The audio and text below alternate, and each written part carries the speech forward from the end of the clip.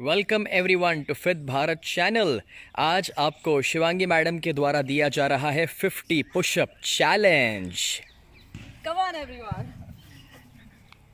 1, 2, 3, 4, 5, 6, 7, 8, 9, 10, 11, 12, 13, 14, 15, 16, 17, 18, 19, 20, 21, 22, 23, 24, 25, 26, 27, 28, 29, 30, 31, 32, 33, 34, 35, 36, 37, 38, 39, 40, 41, 42, 43, 44, 45, 46, 47, 48, 49, 50। वाह, क्या बात है। आपको लगता है कि ये पुशअप चैलेंज आप ले सकते हैं? तो इस 21 दिन के लॉकडाउन के दौरान इस चैलेंज को उठाइए। हर दिन 1 या 2 या 3 पुशअप्स अपने आप को अपग्रेड कीजिए और इस वीडियो को ज़रूर शेयर कर दीजिएगा। और एक बार आप इस चैलेंज को उठाए, वीडियो बनाए अपना और हमारे पेज पर शेयर कर दीजिएगा। शिवांगी खुद देखना चाहेंगे?